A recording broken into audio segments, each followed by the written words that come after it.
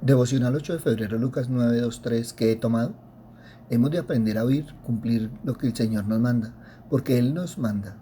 No se trata de un modo de expresión figurado, algo que hay que interpretar, no. El Señor nos manda y nosotros tenemos que prestarle mucha atención y cumplir lo que nos manda. Nos lo repite de otro modo seguramente, porque sabe los testarudos que somos. Hoy decimos sí y mañana no. Cambiamos muy fácilmente de parecer y una vez que las circunstancias se relajan un poco, una vez que la presión afloja, tendemos a cambiar de parecer, opinando distinto que al comienzo. Esta volubilidad es propia de los humanos. Dios no es así, ni quiere que nosotros lo seamos, por eso nos manda.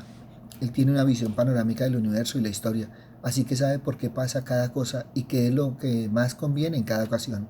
Por eso nosotros, en vez de resistirnos, deberemos oírlo y hacer lo que nos manda, alineándonos a sus planes.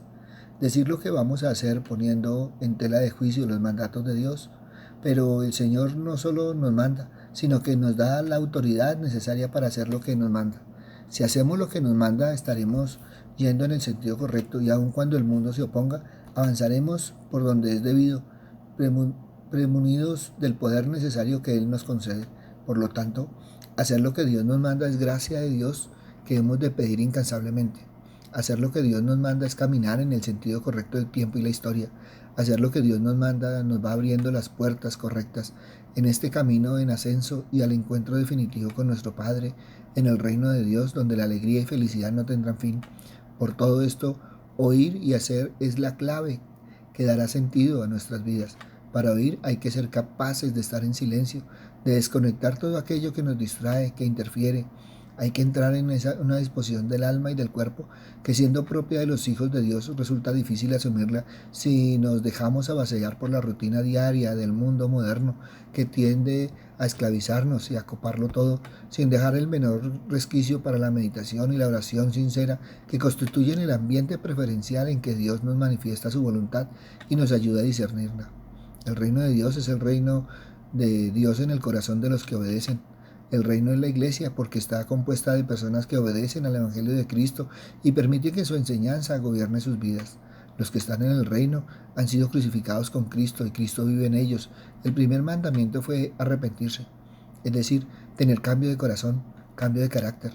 No habían de predicar un mensaje de palabras florecientes para que la gente se sintiera bien acerca de sí mismos, sino un mensaje que exige un cambio radical de vida, comenzando con el cambio del intelecto, la voluntad y las emociones. Los que rehúsan cambiar no están en el reino de Dios, aunque sean miembros de alguna iglesia de Cristo. El reino de los cielos se ha acercado, lo mismo que predicaba Juan y Jesús. Habían de predicar el reino espiritual de Dios, que es su iglesia. Predicaron que todos deberían sentirse culpables del pecado y arrepentirse. Jesús se los envió de dos en dos. También viajaron juntos Pablo y Bernabé, Pablo y Silas, Bernabé y Marcos. Hay mucha ventaja en este arreglo con el propósito de darse ayuda, fortaleza y consuelos recíprocos. No entrar en ciudad de samaritanos. Cuando se dividió el reino de Israel, el reino del norte cayó en apostasía y muchos de ellos fueron llevados cautivos por los asirios. Entonces trajo el rey de Asiria gente de Babilonia, de Cuta, de Aba, de Amat y de Sebarbín, y los puso en las ciudades de Samaria, en lugar de los hijos de Israel, y poseyeron a Samaria, y habitaron en sus ciudades. Los israelitas pues se casaban con los de otras naciones, y ya no eran israelitas sino samarios. Debían ir como están, sin hacer maleta, no llevar más de lo necesario, pues iban a depender de la hospitalidad de las personas fieles y dignas. Este ministerio sería relativamente breve, pues era una misión limitada, es decir, no era para todo el mundo y no era para tiempo indefinido. Y también indica la urgencia de su misión. Estas instrucciones tenían el propósito de enseñarles a depender de Dios. Hay lección valiosa en esto para nosotros, porque muchos cristianos están tratando de servir al Señor llevando demasiado equipaje material, lo cual produce toda clase de afanes. No cobraban a los que sanaron, sino que de gracia daban, pero el obrero tiene que comer y Dios provee esta necesidad con esta regla. El obrero es digno de su salario.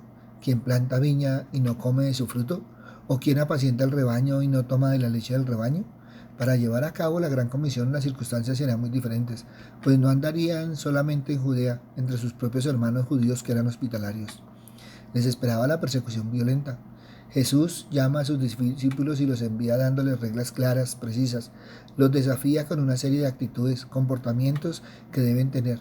Y no son pocas las veces que nos pueden parecer exageradas o absurdas, actitudes que serían más fáciles de leerlas simbólicamente o espiritualmente. Pero Jesús es bien claro, no les dice hagan como que o hagan lo que puedan. Recordemos, no lleven para el camino más que un bastón, ni pan, ni alforja, ni dinero. Permanezcan en la casa donde les den alojamiento. Parecería algo imposible. Una palabra central en la espiritualidad cristiana es la experiencia del discipulado, hospitalidad.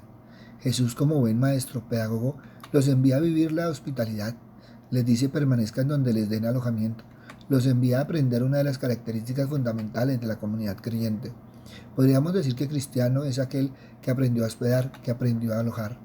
Jesús no les envía como poderosos, como dueños, jefes o cargados de leyes, normas. Por el contrario, les muestra que el camino del cristiano es simplemente transformar el corazón, el suyo, y ayudar a transformar el de los demás. Aprender a vivir de otra manera, con otra ley, bajo otra norma. Es pasar de la lógica del egoísmo, de la clausura, de la lucha, de la división, de la superioridad, a la lógica de la vida, de la gratitud, del amor, de la lógica del dominio, del aplastar, manipular, a la lógica del acoger, recibir y cuidar. ¿Qué se necesita para predicar el Evangelio? Conocerlo. Nada más. Dos lecciones que se esconden en este pasaje.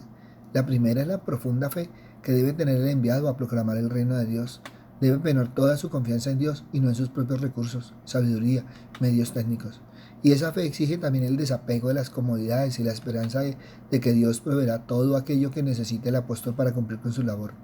La segunda enseñanza va dirigida a los fieles que acogen al misionero que viene de parte de Dios, porque si ellos han entregado su vida, su tiempo y su esfuerzo para darnos a conocerlas lo más importante, ¿cómo vamos a despedirles sin darles ni siquiera de comer? Jesús nos invita a atender las necesidades materiales de la iglesia. Es buen momento para reflexionar en todo lo que nos da la iglesia y ver qué aportamos nosotros a cambio. Ante esto, evalúa hoy qué he tomado. Papito Dios, gracias Señor Padre misericordioso, porque nos estás enseñando, Padre amado, a ver, Señor Padre misericordioso, la predicación del Evangelio tan diferente. Padre bondadoso, perdónanos, Señor, porque a veces le ponemos tanta tiza y ponemos tantos mandamientos de hombres, Padre misericordioso, mientras que tu Hijo nos lo muestra sencillo, lo que tenemos que hacer y cómo lo tenemos que hacer. Papito Dios, hoy pongo en tus manos, Señor, a todos aquellos que no han querido escuchar, Señor, que aún, Padre misericordioso, no son sensibles a tu palabra, Señor, a pesar de los tiempos que estamos viviendo, a pesar de las circunstancias que hemos pasado, Señor. Mucho ha sido emoción, Señor, mucho ha sido de momento, Señor, pero no han tenido ese cambio de corazón, Padre misericordioso. Por eso hoy pedimos, Señor, que seas tú, Padre amado, transformando los corazones, Señor, llevando la palabra del oído al corazón, Señor, para que esa palabra transformadora haga personas diferentes, Padre misericordioso, que aprendan a tomar lo que necesitan, Padre Santo, y a caminar, Señor, más libres, Señor, para poder caminar en tus caminos, en los caminos de tu Hijo, guiados por el Espíritu Santo y alumbrados bajo la luz de la palabra. Gracias, Padre bueno, gracias, Padre amado, en el nombre de Cristo Jesús, para gloria y alabanza tuya. Amén y amén. Buenos días para todos. Les habló el pastor Walter Bernal de la Iglesia Su Gloria en mi Bogotá. Un abrazo, muchas bendiciones y evalúa hoy qué he tomado. Si esta palabra tocó tu corazón, compártela. Muchos necesitan evaluar qué han tomado. Si necesitas palabra, ve a nuestro Face, a nuestro Instagram, a nuestro YouTube, Su Gloria en mi Bogotá, o ve a nuestra página web, sugloriamibogotá.org, o ve a nuestro Twitter, @bernalpastor. En ellos encontrarás palabra del Señor. Buen día.